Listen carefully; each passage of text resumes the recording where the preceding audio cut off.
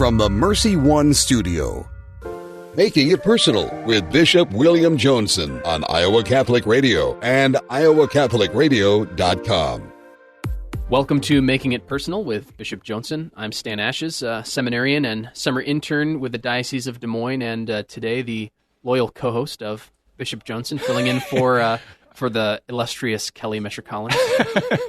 Loyalty is good, and Kelly will appreciate the proper respect there. So good to be with you. And here, August 14th, the show is being prepared in advance, but we're broadcasting here on August 14th, the Feast of Maximilian Kolbe. Yes, indeed. Yeah. A week after the anniversary of the bombs in Hiroshima and Nagasaki, too, actually, which Maximilian Kolbe established a monastery in Nagasaki. There's a big Catholic population there, so that was kind of a devastating blow for them.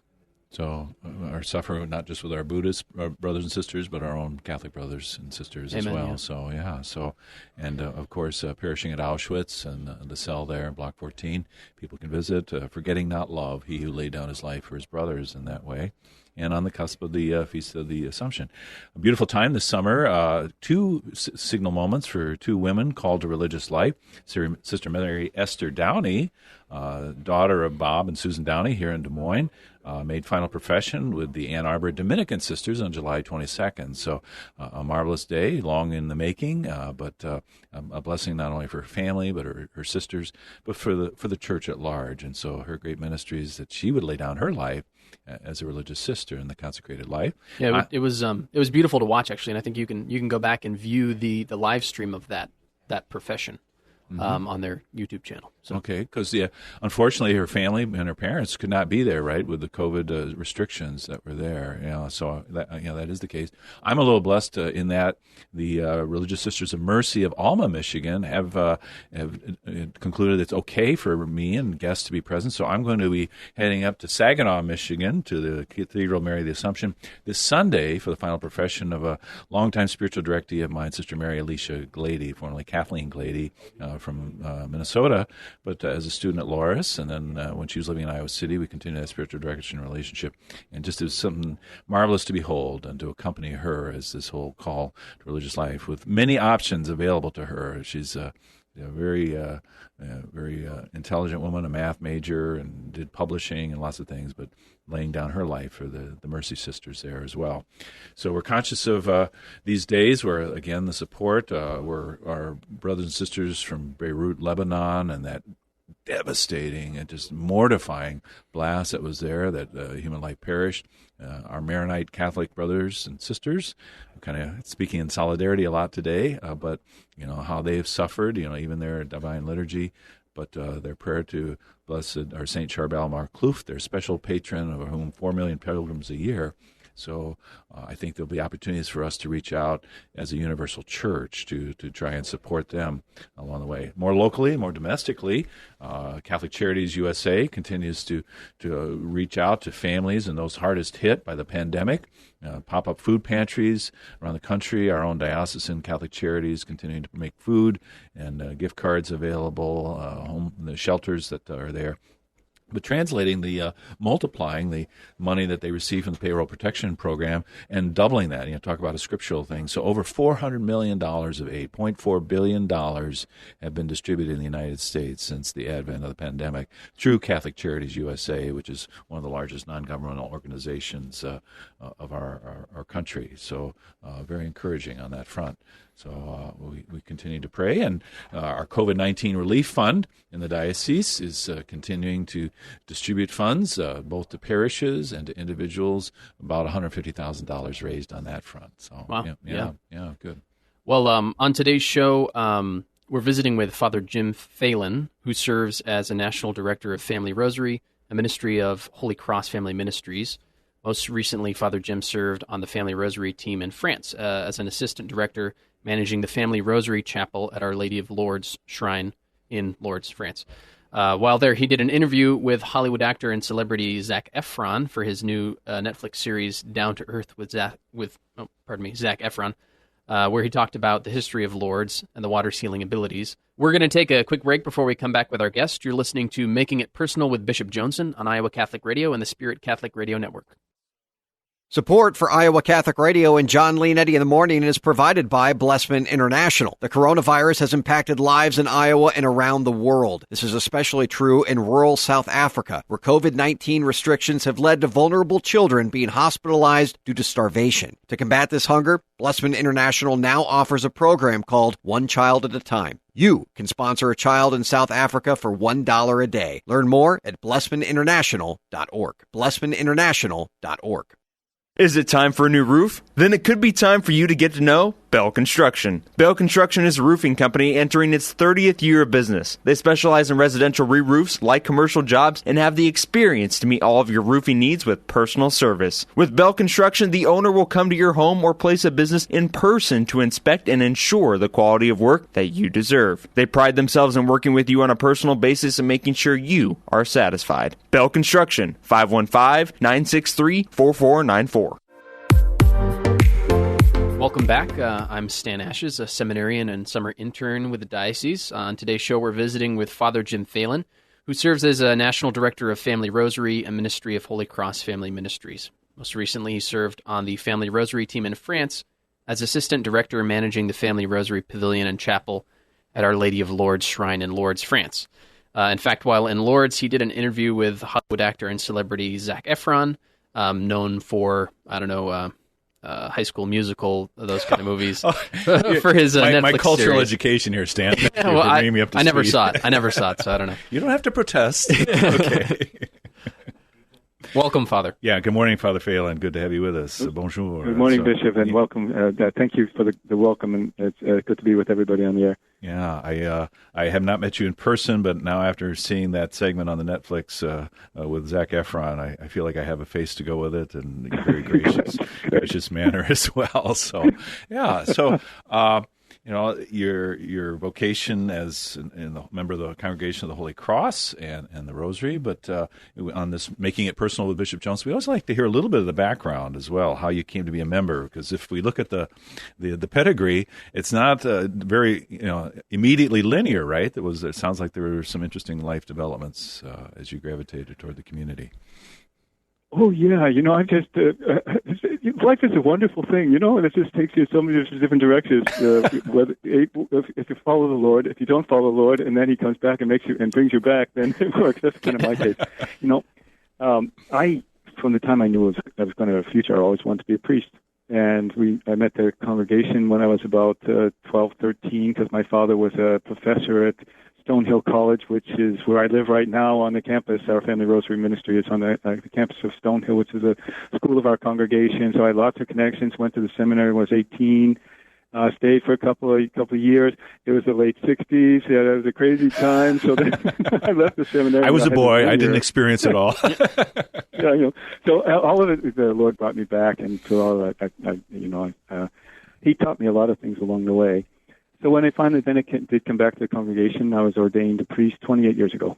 Wow, congratulations. Beautiful. And, yeah. Diverse ministries. Very, but when I started, when I was really getting serious then about my life as a priest, my attraction to mission service and serving with the poor, and our congregation does a lot of that in international missions. So I went to work in our missions in Peru, and lived in Peru for about 17, 18 years. And it was while I was there, I started working in Family Rosary. Oh, so in Peru, that's where that ministry was already rooted there, and you were drawn to it. Yeah. So, and then from there, I was appointed the director of Family Rosary Ministry internationally, so all around the world. And I had about 7 or 8 years of traveling all over the world to work in our Family Rosary Ministry. After about 7 or 8 years of that kind of travel, so you don't want to travel quite so much. So that's about when I settled down, and then I was able to. Unfortunately, we needed somebody to go to work and live in Lourdes, France, at our shrine. Somebody has to do it,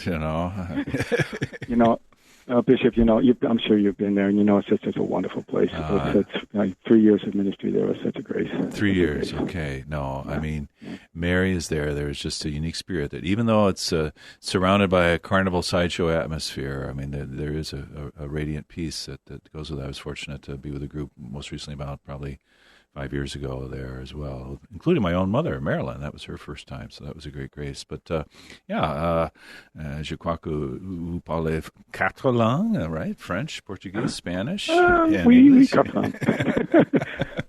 Yeah, so let's not try and carry me very far in French. I will never go hungry. Okay, but so talk about Lourdes and how the ministry and the rosary there. Obviously, it's pivotal Marian shrine perhaps in the world, and of course we're hurting with the French. We're on the cusp of the Feast of the Assumption, the kind of the national pilgrimage of France occurring these weeks, and that's not happening this year with COVID. Yeah, I'm sure there'll be a very reduced pilgrimage this year, but still, I'm sure the spirit will be there. And that's what really counts. The spirit of Lourdes. The spirit is there. Anyone who goes to visit with even non-believers. So we can see in the case of the show that we saw with Zac Efron, he was really moved by it. So everybody who goes to Lourdes, you feel that there's a presence there. There's something in the air. And I was also working as a chaplain for English speakers too. So I was in our Rosary Center, and then helping with confessions and masses and all the services to pilgrims. Mm-hmm. So I talked to so many people, and everyone would feel this peace. And I say, well, that peace has a name. It's Jesus. He's with us. He's with us here in such a really kind of a palpable way. Mm-hmm. It's a wonderful place to. Wonderful experience with people. And obviously you anticipate some groups who are coming on pilgrimage, but did you find that, you wake up in the morning and, who am I going to encounter today, whether in the sacramental ministry or just those occasional encounters and maybe souls that are maybe physically afflicted, but also bearing other burdens? Yeah, as a priest working in Lourdes for 3 years, it was such a powerful experience. My life was prayer and taking care of pilgrims there. And so many all the time. And when you 3-4 hours a day in confession is very common, and you really profound confessions. People come through the door and you don't know what they're going to say, and so they'll say, "Oh, bless me, Father, I've sinned. It's been a while." And so you say, "Oh, what do you mean a while? Is that like you're talking about 6 months or 40 years?" So, let the big fish come to you. Let the big fish come to you. The big fish, exactly. The big fish.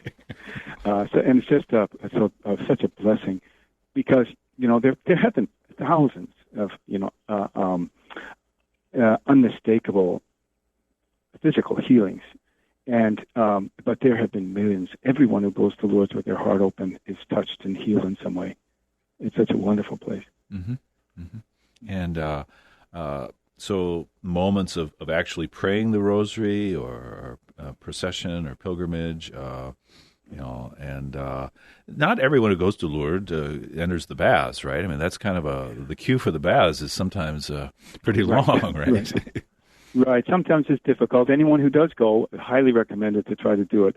Sometimes at the big pilgrimages, you'll wait for hours and you just can't do it. But even then, Our Lady didn't say necessarily it's after bath. What Our Lady said to Bernadette is, go wash in the water and drink from it. So oftentimes people will do that. That's what they're doing this year, because with the COVID, people can't go into the baths, but they have my friends there are telling me that a lot of people, they're finding they're actually quite effective. People are going in there, they're washing in the water and drinking from it, which is what Our Lady said. Mm-hmm. So, but it's just something in the air too, and it's the presence of of Mary has brought. Mary appeared there in 1858, and she hasn't left, and she's there with her son Jesus, and people go and they have profound encounters with the Lord. Mm-hmm. Mm-hmm. And earlier this week we celebrated the Feast of Jean Vianney, and obviously the confessional ministry. Ours is a little bit across the country there, but it sounds like your ministry in the confession was resonating with the very much, Jean Vianney. Very much. Yeah. So. And see, our Rosary Center is located close to the baths, and it's very appropriate that it's there. The rector of the shrine wants us there because, at Lourdes you say the Rosary is the prayer of Lourdes. people may not realize that every single time, the 18 times that Our Lady appeared to Bernadette, each apparition appeared with Our Lady leading Bernadette and praying the Rosary. Ah. So the Rosary is the prayer of Lourdes, and our Rosary Center is there to help people many people don't know how to pray the Rosary, helping to learn and encouraging them to learn how to pray it well, making sure they have rosaries. So in our Rosary Center, we have a continuous flow of people coming to spend some time praying with us. We have audiovisual aids to help people to understand how to pray the Rosary, talking with pilgrims.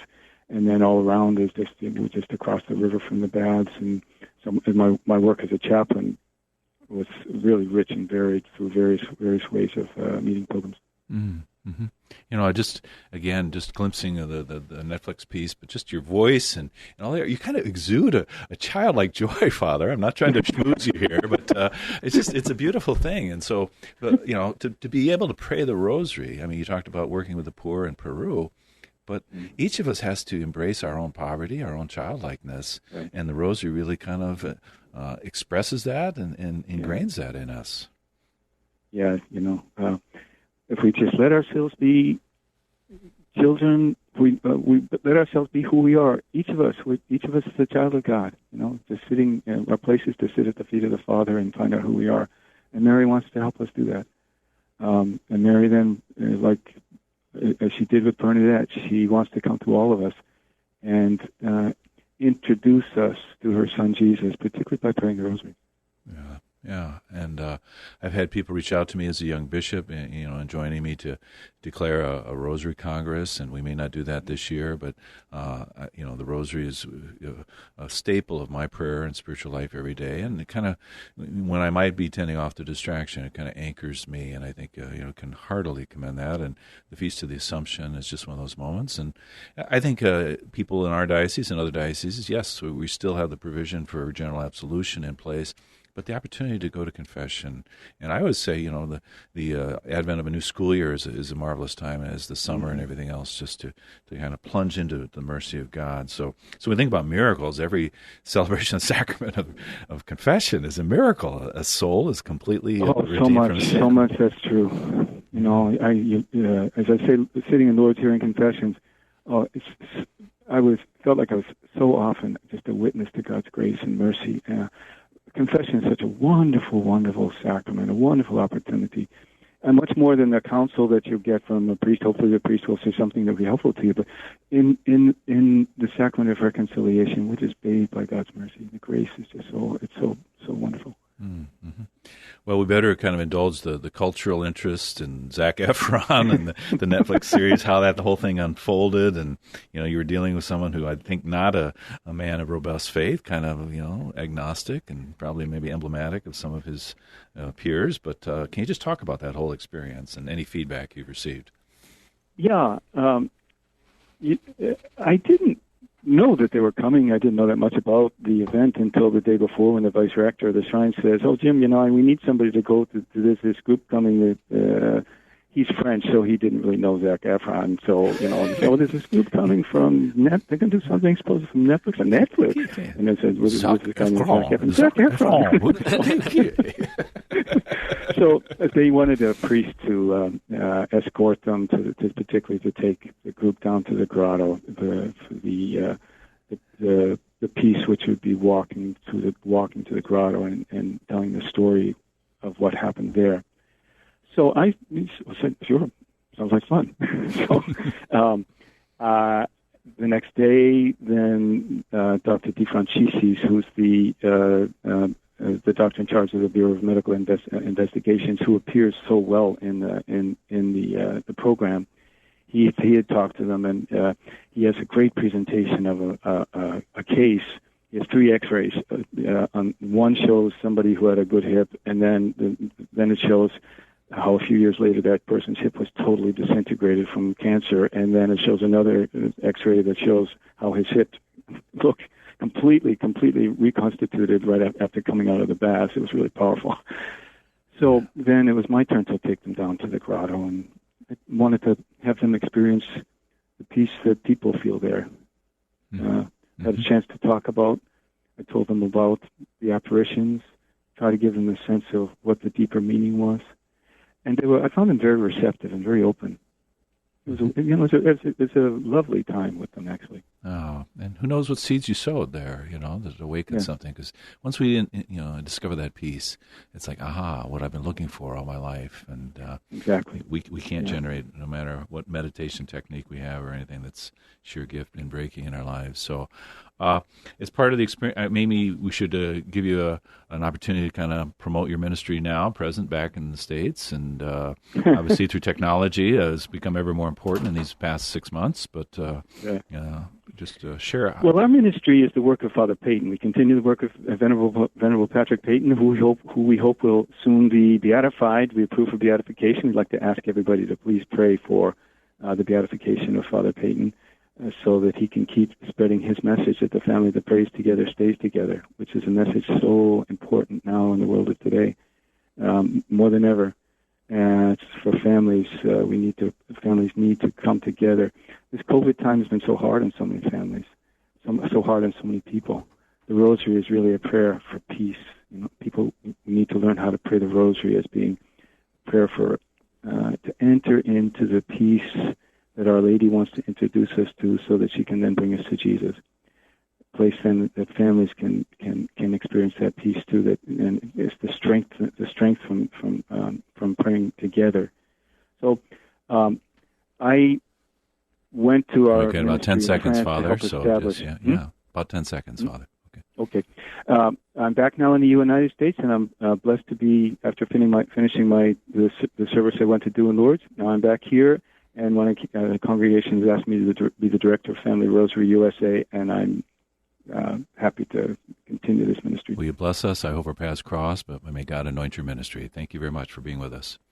Well, thank you, Bishop. Okay. God bless you. God bless all of your diocese. Thank you. Thank you.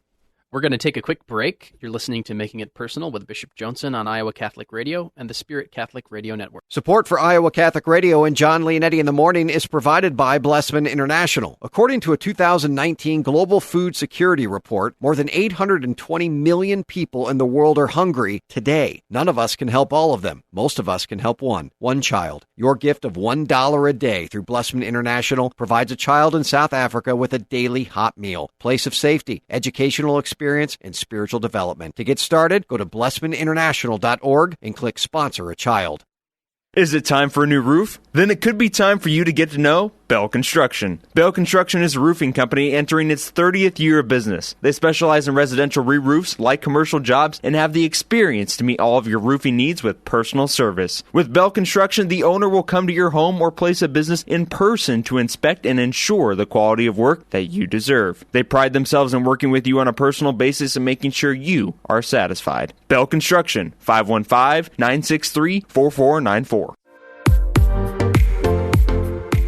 Welcome back to Making It Personal with Bishop Joensen. Thank you to our guest, Father Phalan. Father Phalan, what a marvelous priest. It was a great interview. The Holy Cross priests, Holy Cross, they're more than about football now, Notre Dame, the Rosary, the advocacy that they're there. And you can just tell this is a man who knows Jesus and loves the Blessed Mother, and how infectious that must be in a positive sense for all those whose paths crossed him as well. As we gather, I'm grateful, when the Spirit Catholic Radio Network spreading out through Nebraska and points west. I got a great note from Father Loris Grell. He's in Aurora, Nebraska there, and his parishes that he serves, both St. Mary's in Aurora and St. Joseph's in Giltner, Nebraska. So he kind of just wanted to share with me, not only, affirming that he listens to the show and follows and appreciates how the call came, but as a Loris, I'm sorry if I'm dipping back into an earlier phase of my life, but he's got Loris popping out all over here, and that was a really common men's name at a certain point. So his dad, who was 92 when he heard about Bishop Loris Lane before he married his mom, age 84, Dad wanted to notify Bishop Loris Lane, who was at the time president of Loris College, and then became Bishop of Rockford after the birth of Father Loris, then at the time. but died before he was born. So he's also known, a longtime archivist of the Archdiocese, Father Loris Otting. So Loris Lane, Loris Otting, Matthias Loris, and Father Loris Grell. Thank you for listening and your prayers, and we continue to pray for your flock as well, and the connections that you have. We're conscious the opportunity Christ Our Life is conference at the end of September is going to proceed. I was with the folks a couple weeks ago just to talk about the provisions and plans, wanting to ensure the maximum safety for people so that they can derive the spiritual benefit, but that live stream option that is going to be there. So there's opportunity to purchase tickets on Christ Our Life Iowa, all one word, but capitalizing the words within that, .com, ChristOurLifeIowa.com. And reviewing some of the provisions where masking up is going to happen throughout all the entering, exiting, adoration and confession times, and passing through the concourse, not only those who are attending, but vendors and volunteers and all guests who are doing that. There's going to be detailed plans for adoration and confession, very reduced music ministry. I know Steve Angrisano is a longtime participant in that, but are reduced in accord with our diocesan provision. They may even be behind the hockey glass. So the music there, I don't know if that'll add to the effect or not, but no pounding on the glass where they're performing, okay? So unless we really get the spirit revved up. But so I think, that live stream option, but also to purchase tickets, and a cap probably of about 3,700 people, which is half of what they were before, and social distancing in the arena itself. So we're looking to invite young adults to participate in special ministries. We know many of our permanent deacon and priest communities are in the vulnerable population, so there'll be an appeal to invite young people, confirmed, and young adults to help us distribute the Eucharist and other ministries. So if you feel called to do that, you can be contacting the planning team as well. Culturally, what's going on, Stan? Give me a nugget. Kelly always gives me a good nugget. Kind of I'm not sure. Stretches me in what's going on. There's been a lot of news about TikTok, which is sort of a social media app which is popular among the Zoomer generation. Okay. The youngsters, and this isn't a hookup app, or no. Okay, praise be to God. This is a good, clean Christian show here. So okay. Yeah. But it's there's all this talk about banning it, and I think it has now been banned. I'm not following it 100%, but okay, all right. Those who follow our president, things change from day to day sometimes. That's for sure, well.